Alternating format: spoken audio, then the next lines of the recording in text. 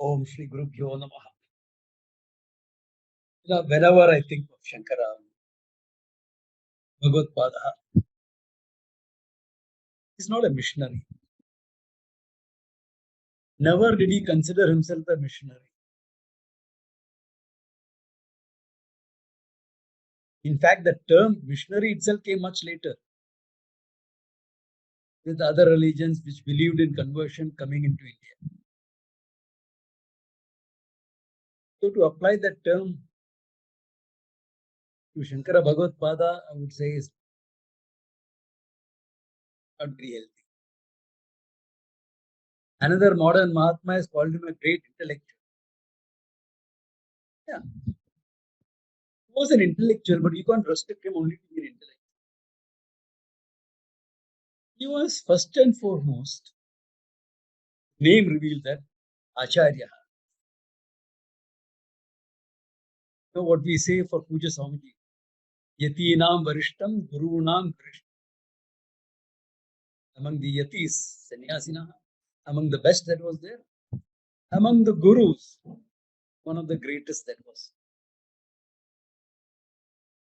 So to call him a missionary or an intellectual is not really praise, it's actually doing him a service.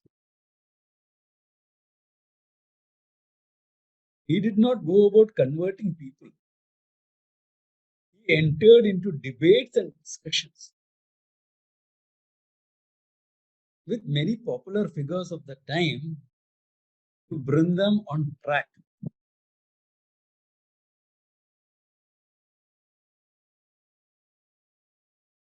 And if you look at his works, he has revealed the truth in half a shloka. Tadda shlokena pravikshami yaduktam grantha kotihi. In half a shloka, I'll tell you what is said in crores of granthas, crores of scriptures. Half a shloka is over, only half is left. Then he says, Brahma Satyam Jagan Nitya.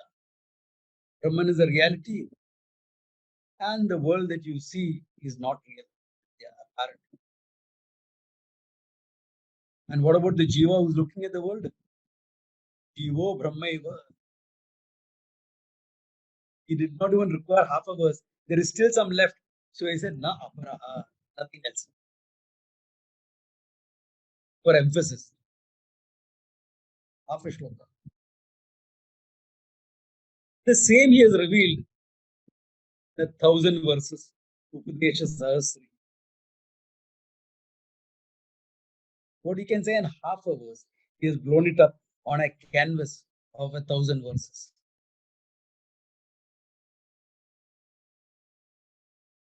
What he has done in the Bhashyas, Sutra Bhashya, the Upanishad Bhashyas, and Gita Bhashya. In fact, his Gita Bhashyam is very brief, except in here and there, in some places. He is the briefest in the Gita. And if I look at the whole gamut of his books, and you have to ask me to pick up one thing that he said, which clearly brings out his greatness, I would say it is Adhyasa Bhashya. His introduction to the Brahma Sutras, explaining, establishing that the whole problem of Vedanta is based on Adhyasa. That is his most profound book.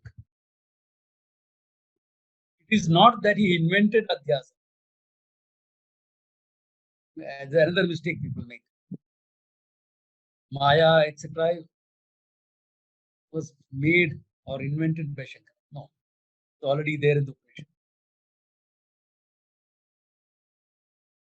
And every darshana in India, both Nastika and Astikas, Astikas which accept the Veda, Nastikas which don't accept the Veda, have some form of Adhyasa in their system.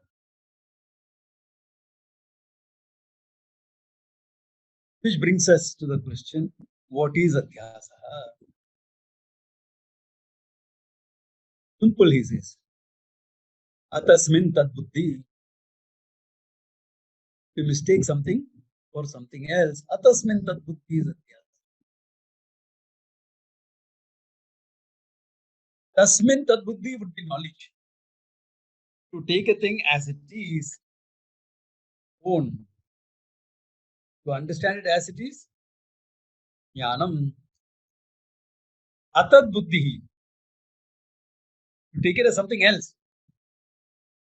A recorder, the tape recorder.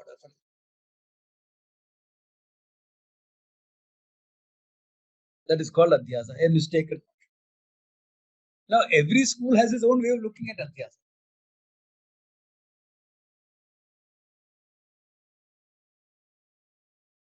Why? Because if moksha has to be limitless, then bondage cannot be real. If a bondage was real, two things would come up. One, you're not sure how much you will try for freedom. Number two, because you're okay with it, you will try to get rid of it only in temporary phases. Like hunger is natural for you. Every 4 hours, 6 hours, whatever, you put something in.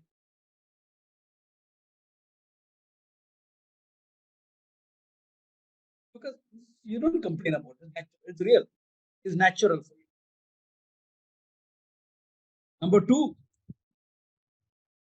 you cannot say jnanameva tu kaivalyam, that you gain moksha by knowledge.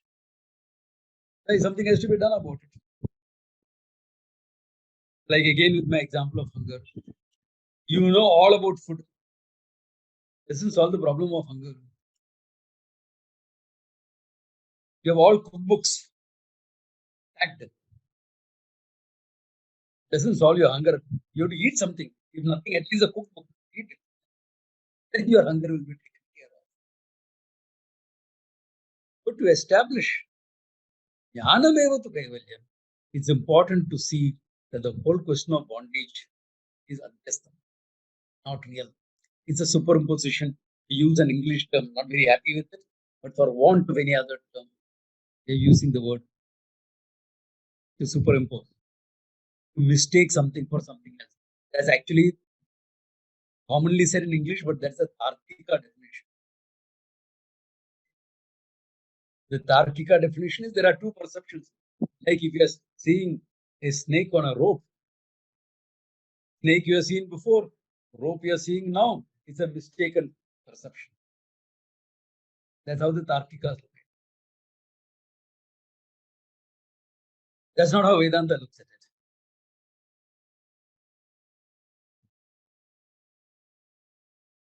Vedanta says it has to be Purva Drishtam and Smriti Tulyam. Smriti Rupaha is the word in the Bhashya. Smriti Tulyam. To make a mistake, you should have seen it. You should have known it in some form or the other. And the mistake is equivalent to a memory, meaning it's a thought projection. This part is very important before you can move to the self. When you see a snake, when what is lying there is a rope, you are actually projecting a rope there, a mental image of a rope.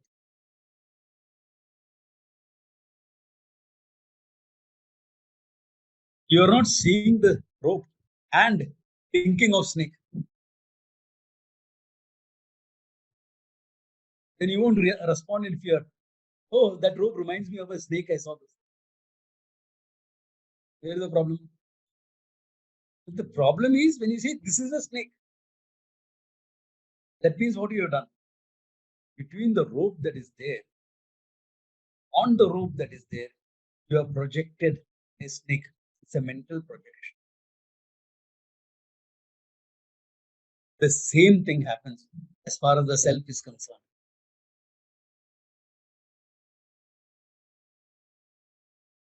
In the vision of the Shastra, you are nothing but pure consciousness. Not knowing this. Like, why did you project the snake? Because I didn't know it was a rope. So, not knowing what I am, I actually project. a conceptual self, what we call ahankara. We say, I mistake the body to be me, I mistake the prana to be me, I mistake the mind to be me, I mistake my knowledge to be me. What happens in the process is not just a simple mistake. You're projecting an idea of what you are. This is called ahankara. Make it simple, I'll call it conceptual self. What you think you are. That's a projection.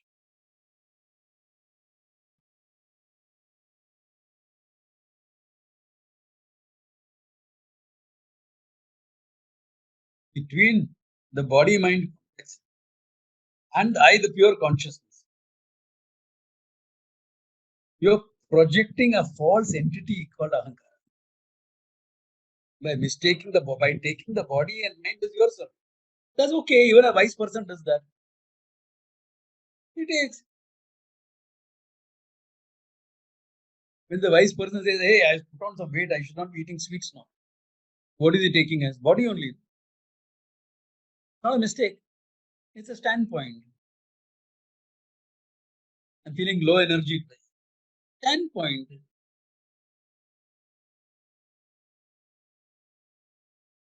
I'm very happy with what the people have said. Standpoint. I think this is true. Standpoint. There is no issue. But the issue, I am a finite entity. Sometimes happy, sometimes miserable. I have to seek for fulfillment. That entity is ahankara. That is pure adhyasa. It is really speaking me, the Atma, the consciousness, appearing as a finite entity in my mind. Because I don't know what I am. Out of this ignorance, I have created a concept about myself. Very important. Because everything that you do depends upon this concept. Somebody talked about 4 purusharthas. Who's seeking dharma, artha, kama, and moksha? It is this guy. Shankara says that iyam adhyasam puraskritya sarve pramana prameya vyavaharaha laukika vedikascha vidhi pratisheda moksha paranicha. Keeping this adhyasa in view alone is all your knowledge activity. Why? Because before action, as far as dharma, artha, kama is concerned, before action, you must know. You always lived in a knowledge-oriented society. Not that suddenly we are living in knowledge-oriented society. You know how much knowledge it takes? Hunt. Oh my God. Lot of knowledge. Otherwise, the hunter will become hunted. It's always knowledge-oriented. For act, you need to know. Therefore, he mentions only knowledge because you have taken yourself to be a knower, a finite entity, knowing the world. Therefore, you are actually projected an idea of yourself. This is called ahankara, your conceptual self. And it is this ahankara that's going on, saying I have to live by dharma, the rule of law, etc. Universal ethics has to be there. I have to fulfill these desires. I have to get the sense of security. Who's doing all that? Not only that, it's because of adhyasa there is a seeker. I want moksha. If there is no adhyasa, there will be no seeking. Where are you going to look for moksha?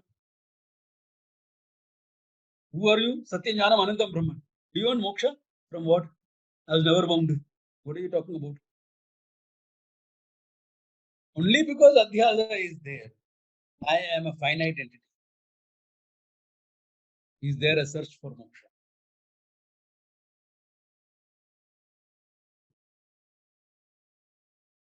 And because Bhadita Ahankar, Bhadita Adhyasa is there. Adhyasa there is negated but continues in appearance. There is a teacher available. If the teacher didn't have Badita Adhyasa, how will he teach? Satyam Jnanam Anantam Brahma. Adi Guru Brahmeti. What is there to teach? क्या पढ़ाना है? You are Brahman, I am Brahman. What is there to teach you? What is there to teach you? Really? But there is a Badita Adhyasa. Adhyasa, but negated. Exactly like the rising sun. You know the sun doesn't rise, but experientially it continues. Similarly, there's an Adhyasa. Because of that, a teacher can be there. Because of Adhyasa, the student is there. Because of Adhyasa, the whole world is there.